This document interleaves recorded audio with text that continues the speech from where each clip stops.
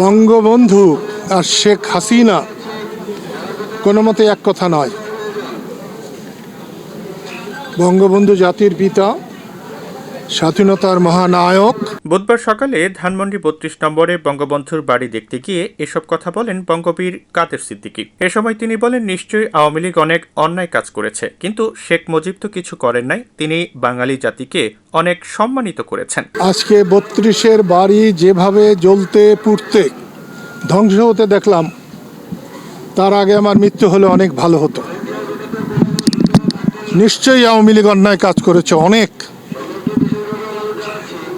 শেখ মুজিব কিছু করে নাই, সে বাঙালি জাতিকে সম্মানিত করেছে। অন্তর্বর্তীকালীন সরকারের প্রধান হওয়ায় ডক্টর মোহাম্মদ ইউনূসকে অভিনন্দন জানিয়ে বঙ্গবীর বলেন, তার এক মুহূর্তে প্যারিসে বসে থাকার কোনো মানে হয় না। অধ্যাপক ইউনূসকে তত্ত্বাবধায়ক সরকারের বা অন্তর্বর্তীকালীন সরকারের প্রধান করা হয়েছে, আমি তাকে অভিনন্দন জানাই।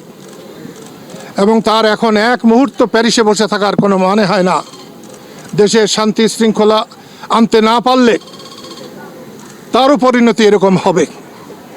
সেই জন্য আমি সবাইকে ধৈর্য ধরতে বলছি, সবাইকে নিয়ন্ত্রণের মধ্যে থাকতে বলছি। এ সময় আওয়ামী লীগের নেতাকর্মীদের কিছু হবে না জানিয়ে বঙ্গবীর বলেন, বঙ্গবন্ধু হত্যার মধ্য দিয়ে যে বিপর্যয় এসেছিল, এটা তার চাইতে বড় বিপর্যয় নয়। কিছুটা সময় তাদের কষ্টে যাবে।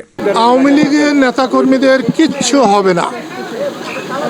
বঙ্গবন্ধুর হত্যার মধ্য দিয়ে যে বিপর্যয় এসেছিল, এটা তার চেয়ে বড় বিপর্যয় নয়।